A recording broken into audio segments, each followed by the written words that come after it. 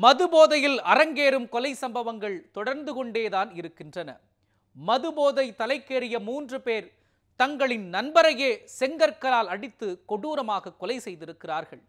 பலரையும் அதிர்ச்சியில் உறைய வைத்த இந்த சம்பவம் எங்கே நடந்தது பார்க்கலாம். ஒரு இளைஞரை அவரது நண்பர்களே கல்லால் சரமாரியாக அடித்து கொலை செய்துள்ளனர். திருச்சி பெரம்பலூர் ஆத்தூர் சாலையில் சுடுகாடு பகுதிக்கு அருகே இந்து சமய அறநிலையத்துறைக்கு சொந்தமான இடம் உள்ளது. இங்கே புதிதாக கட்டிடம் ஒன்று கட்டப்பட்டுள்ளது. இந்த கட்டிடத்தில் முகம் சிதைந்த நிலையில் இளைஞர் ஒருவர் கொடூரமாக கொலை செய்யப்பட்டு கிடந்ததை பார்த்து அவ்வழியே சென்றவர்கள் அதிர்ச்சி அடைந்தனர். உடனே பெரம்பலூர் காவல் நிலைய போலீசாருக்கு தகவல் கொடுத்தனர். விரைந்து வந்த போலீசார் அந்த இளைஞரின் சடலத்தை கைப்பற்றி பிரேத பரிசோதனைக்காக பெரம்பலூர் அரசு மருத்துவமனைக்கு அனுப்பி வைத்தனர். கொலை நடந்த இடத்திற்கு போலீஸ் மோப்பனாய் வரவழைக்கப்பட்டது. தடயவியல் நிபுணர்கள் அழைத்து வரப்பட்டு துப்பு துலக்கும் பணி நடைபெற்றது.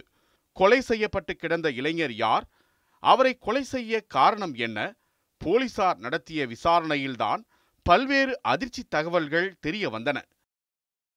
பெரம்பலூர் அருகே உள்ளது புது நடுவலூர் கிராமம். ஆதி திராவிடர் காலனியைச் சேர்ந்தவர் சந்திரசேகர். இவருடைய நண்பர்கள் பெரம்பலூர் அருகே வடக்கு மாதவி காந்தி நகரைச் சேர்ந்த சின்னத்தம்பி, நவீன்குமார், ராமச்சந்திரன் ஆகியோர். இவர்கள் 4 பேரும் பெயிண்ட் அடிக்கும் வேலை செய்து வந்தனர். தினமும் வேலை முடிந்ததும் மாலையில் 4 பேரும் சேர்ந்து மது அருந்தி வந்துள்ளனர். இதேபோல் அன்றைய தினம் இரவும் பெரம்பலூர் ஆத்தூர் சாலையில் உள்ள டாஸ்மாகில் இருந்து மது வாங்கி வந்து அதன் எதிரே உள்ள கட்டிடத்தில் அமர்ந்து 4 பேரும் குடித்துள்ளனர். அப்போது அவர்களுக்கு இடையே வாக்குவாதம் ஏற்பட்டுள்ளது.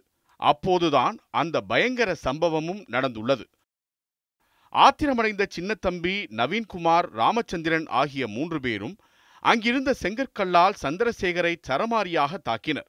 இதில் இரத்த வெள்ளத்தில் சரிந்த சந்திரசேகர் சம்பவ இடத்திலேயே துடிதுடித்து உயிரிழந்தார் என்பது காவல்துறை விசாரணையில் தெரிய வந்தது. தற்போது சந்திரசேகரை கொலை செய்த சின்னத்தம்பி, நவீன்குமார், ராமச்சந்திரன் ஆகிய 3 பேரையும் கைது செய்த பெரம்பலூர் காவல் நிலைய போலீசார் அவர்களை குற்றவியல் நீதிமன்றத்தில் ஆஜர்படுத்தி திருச்சி மத்திய சிறையில் அடைத்தனர். மது போதையில் ஏற்பட்ட தகராறில் நண்பனையே 3 பேர் செங்கல்லால் அடித்து கொலை செய்த சம்பவம் அப்பகுதியில் பரபரப்பை ஏற்படுத்தியுள்ளது. எம். முருகானந்தம், நியூஸ் 7 தமிழ், பெரம்பலூர்.